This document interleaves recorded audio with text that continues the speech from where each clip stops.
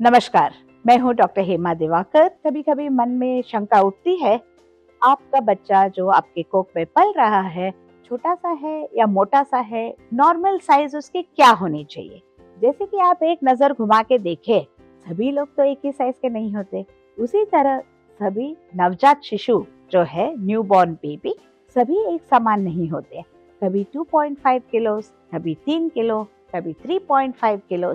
ये एक रेंज होता है जिसको हम एवरेज हेल्थी बेबी के वेट में गिनते हैं। जैसे कि आप एक कपड़े के दुकान में जाओ, आपके साइज के कपड़े आप लोगे, स्मॉल भी हो सकता है, मीडियम भी हो सकता है, लार्ज भी हो सकता है। उसी समान हर बच्चे का साइज 2.5 के रेंज पे भी हो सकता है, 3 किलो, 3.5। 2.5 को हम छोटा नहीं कह सकते हैं क्योंकि पेरेंट्स उनके छोटे कद के होंगे, तो उसका बच्चा तो 2.5 जेनेटिकली तो उतना ही निकलेगा। और 3.5 का हम मोटा भी नहीं कह सकते हैं क्योंकि उस हिसाब से जो बेबी 3.5 के ट्रैक पे जा रहा है, वो मैक्सिमम साइज वो अटेन करेगा।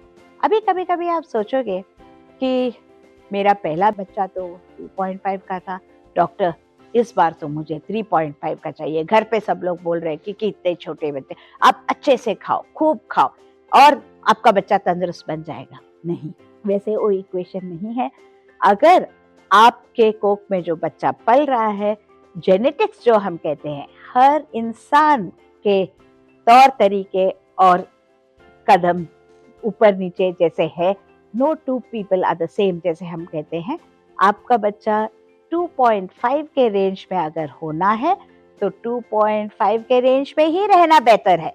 अगर मानो आपके शुगर्स जास्ती हो गए तो 2.5 वाला बच्चा अगर 3.5 हो गया तो आप खुश नहीं होना, क्योंकि वो बड़ा हो गया है कोई प्रॉब्लम के वजह से, शुगर्स जास्ती होने की वजह से। बच्चा तो बड़ा साइज का दिख सकता है लेकिन उसमें तकलीफें जास्ती हो सकती है। तो गौर कीजिए, जिसका बच्चा जितना बढ़ना चाहिए उतना ही बढ़ना चाहिए वो हेल्थी होने के लिए। फिर से मैं दोहराती हूँ, 2.5, 3.5 वो रेंज है। मानो बच्चा छोटा निकल गया 2 किलो, थोड़ा उसके लिए कोई कारण हो सकते हैं, कभी ब्लड प्रेशर जास्ती हो सकता है, कभी प्लेजेंटा के कोई प्रॉब्लम हो सकते हैं, तो डॉक्टर आपको सही तरीके का सलाह देंगे। कभी कभी ऐसा हो सकता है कि पूरे 9 महीने नहीं निकल गया, थोड़ी प्रीमेच्योर डिलीवरी, मतलब 8.5 महीने में ही आपका डिलीवरी हो गया मानो, तो बच्चे का साइज जरूर कम हो सकता है।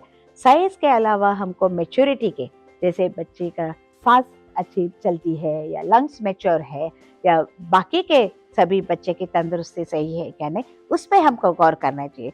तो आप नजर रखिए, वेट एक सामान से आप उसके बारे में भी आप सोचेंगे, लेकिन बच्चे के तंदुरुस्ती कैसी है, उसके वेल बीइंग जो हम बोलते हैं, उसके हेल्थ कैसा है, उस पे आपको और आपके डॉक्टर को जरूर वो गौर करेंगे। और बिना कारण बाजू वाले के बच्चा 3.5 हो गया, देखो मेरा बच्चा तो 2.5 है, बिल्कुल उदास नहीं होइएगा। हर बच्चे का साइज अलग होता है, लेकिन नॉर्मल रेंज पे अगर रहे, और कोई कोई समझते हैं कि अरे बच्चा बहुत बढ़ गया तो मुझे नॉर्मल डिलीवरी नहीं हो सकता, तो मुझे इसको कम करना चाहिए साइज, ऐसे भी किसी किसी के सोच विचार होते हैं।